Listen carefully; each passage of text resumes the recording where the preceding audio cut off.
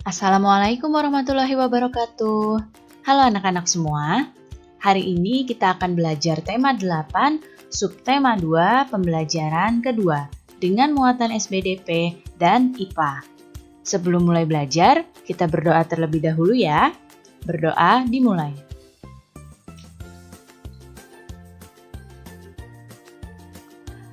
Berdoa selesai. Baik anak-anak, sudah siap untuk belajar hari ini? Kalau sudah siap, mari kita mulai belajarnya. Pertama-tama, kita akan mempelajari muatan SBDP. Lihatlah di hadapan kalian, ada sekelompok anak yang sedang menari. Tahukah kalian tarian apa ini? Ya, ini adalah tari saman. Pernahkah kamu melihat pertunjukan tari daerah seperti pada gambar? Atau pernahkah kalian melihat pertunjukan tari daerah yang lain? Nah, ketika kalian melihat pertunjukan tari, kalian pasti akan melihat kekompakan dari para penari tersebut dalam melakukan gerakan-gerakannya.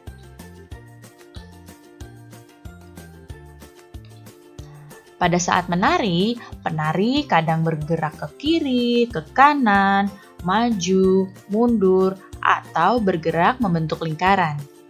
Para penari seolah sudah mengetahui ke arah mana harus bergerak mengikuti garis imajiner.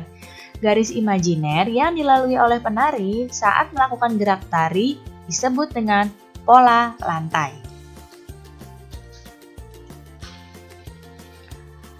Pola lantai pada tarian dibagi menjadi dua. Yang pertama ada pola lantai garis lurus. Pola lantai garis lurus ini dapat dikembangkan menjadi pola lantai garis lurus horizontal, diagonal, garis lurus ke depan, zigzag, segitiga, segi empat, dan juga segi lima. Dan ada pola lantai garis melengkung. Pola lantai garis melengkung dapat dikembangkan menjadi garis lingkaran, angka 8, garis lengkung ke depan, dan garis lengkung ke belakang. Berikut ini adalah bentuk pola lantai dari gerak yang dilalui oleh penari.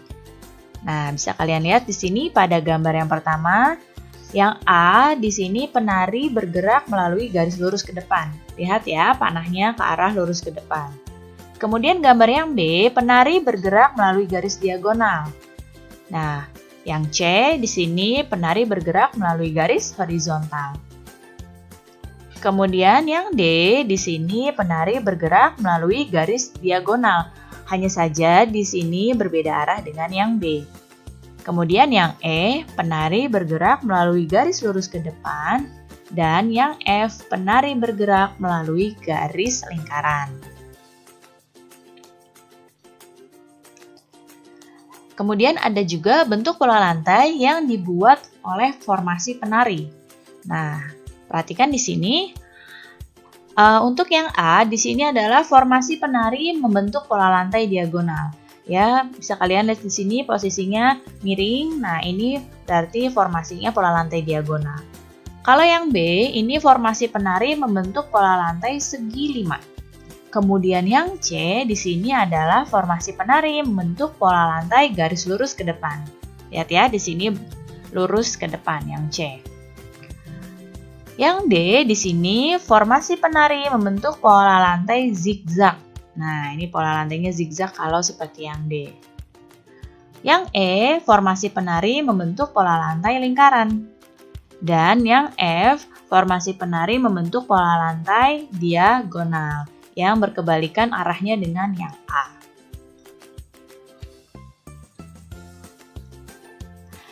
Nah, sekarang lihatlah di hadapan kalian. Ada seorang anak yang kehujanan. Ternyata di sini Riri kehujanan sepulang latihan menari.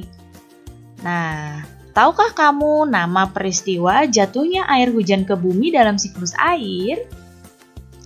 Iya, namanya adalah presipitasi. Sekarang kita akan mempelajari muatan IPA.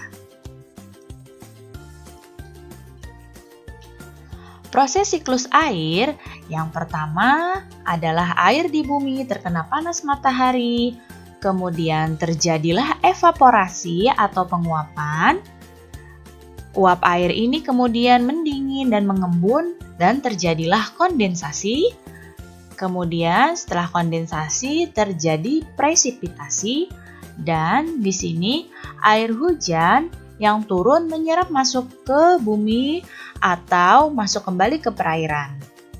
Nah, siklus air selalu menghasilkan air bersih. Kenapa?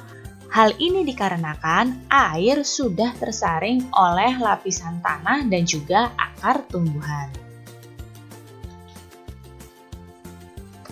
Nah, di sini air hujan yang turun ke bumi, ada yang terserap ke tanah. Air hujan yang terserap ke tanah ini menjadi cadangan air tanah, ya. Nah, cadangan air tanah ini airnya lebih bersih karena tersaring oleh tanah dan juga akar tumbuhan. Nah, kita bisa mendapatkan air tanah ini biasanya dengan menggali sumur, ya. Air hujan juga ada yang terus mengalir menjadi air permukaan. Air permukaan ini mengalir di permukaan seperti di selokan, di sungai, di danau, dan juga di laut. Nah, di sini air yang mengalir di permukaan tidak sebersih air tanah, jadi airnya lebih kotor karena mengandung lumpur dan berbagai material tanah yang tergerus. Jika hujan tidak kunjung turun, maka sudah masuk pada musim kemarau. Musim kemarau ini menyebabkan air hujan yang turun ke bumi itu berkurang. Berkurangnya air hujan yang turun ke bumi dapat menyebabkan air sungai dan danau surut. Nah, jika air sungai dan danau surut akan mengurangi penguapan air untuk pembentukan awan. Semakin sedikitnya awan yang terbentuk, maka semakin berkurangnya curah hujan yang akan turun. Nah, jika hujan sedikit turun, sumur-sumur penduduk pun akan menjadi kering karena tidak ada air yang masuk ke tanah. Nah, jika penduduk sumurnya banyak yang kering, maka akan terjadi kelangkaan air dan kekeringan. Apabila hujan tak kunjung turun, banyak sumur penduduk yang akan mengalami kekeringan. Peristiwa ini biasanya diikuti dengan kelangkaan air bersih. Jika kelangkaan air bersih ini terjadi dalam waktu yang panjang, maka disebut dengan bencana kekeringan.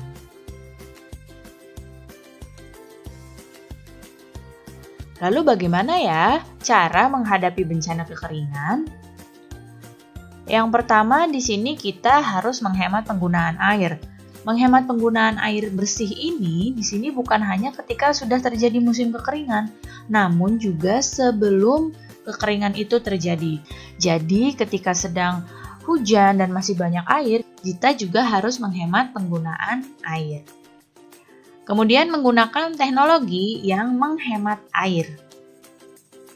Kemudian bisa juga dengan pembangunan waduk atau bangunan yang dapat menampung air. Dan melakukan pemantauan pada persediaan air di waduk dan pembuatan sumur dan pemasangan pompa air di daerah yang rawan terjadi kekeringan. Baik anak-anak, cukup sekian ya penjelasan Ibu kali ini. Mudah-mudahan kalian paham dan mengerti. Terima kasih anak-anak semua, sampai jumpa lagi. Wassalamualaikum warahmatullahi wabarakatuh.